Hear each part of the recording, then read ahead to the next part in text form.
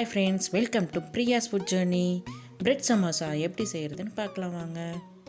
உருளைக்கிழங்கை வேக வச்சு மசிச்சு வச்சுருக்கேன். வெங்காயம் குட்டி குட்டியாக கட் பண்ணியிருக்கேன். மல்லித்தலை, மிளகாய் தூள், கரம் மசாலா, மஞ்சள் தூள், மல்லித்தூள், தேவையான அளவு உப்பு, ப்ரெட்டை ஸ்கொயரில் கட் பண்ணி வச்சுருக்கேன். மைதா மாவில் தண்ணி போட்டு கரைச்சி வச்சுருக்கேன். ப்ரெட்டை வந்து இந்த மாதிரி சப்பாத்தி கட்டை வச்சு ப்ரெஸ் பண்ணி வச்சுக்கோங்க.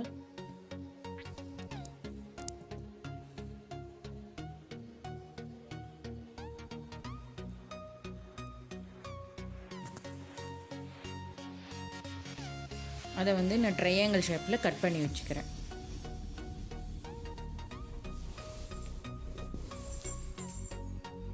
பேன் வச்சுருக்கேன். பேனில் எண்ணெய் காஞ்சிருச்சு. வெங்காயம் போட்டுக்கிறேன். வெங்காயம் போட்டு நல்லா வதக்கி விட்டுக்கிறேன்.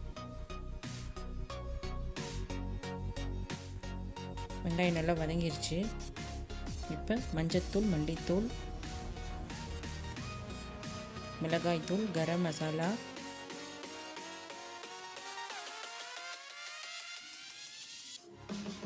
தேவையான அளவு உப்பு சேர்த்து நல்லா வதக்கிக்கிறேன்.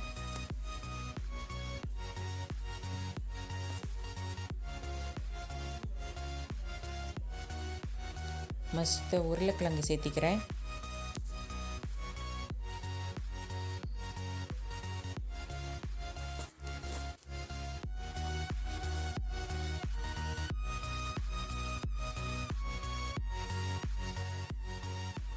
மல்லித்தலை சேர்த்து கலந்து விட்டுக்கிறேன்.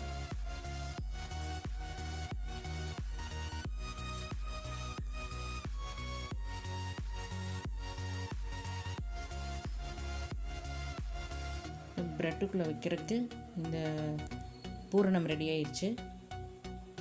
ப்ரெட்டை எப்படி ரெடி பண்ணுறதுன்னு பார்க்கலாம். இப்போ இந்த ட்ரையாங்கிள் ஷேப்பில் இருக்கிற ப்ரெட்டை எடுத்து மைதா மாவை தண்ணியில் கரைச்சி வச்சுருக்கோம் இல்லையா, அது ஓரங்களை எல்லாம் நல்லா விட்டுக்கலாம்.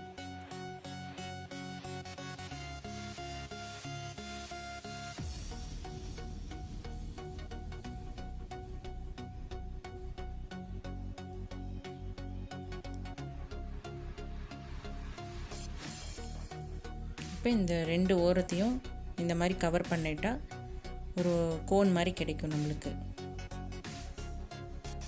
மைதா மாவில் அது ஒட்டிக்கும் நல்லா ப்ரெட்டு.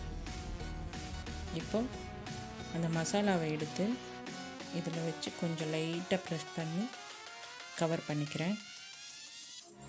இந்த மாதிரி எல்லா ப்ரெட்டையும் கட் பண்ணி வச்ச ப்ரெட் எல்லாம் ரெடி பண்ணி வச்சுக்கோங்க. வானிலையில் எண்ணெய் காஞ்சிருச்சு. இப்போ இந்த ப்ரெட்டை போட்டு எடுத்துக்கலாம். ப்ரெட்டு வந்து சீக்கிரமாக கருகிரும், அதனால் உடனே திருப்பி போட்டுருங்க.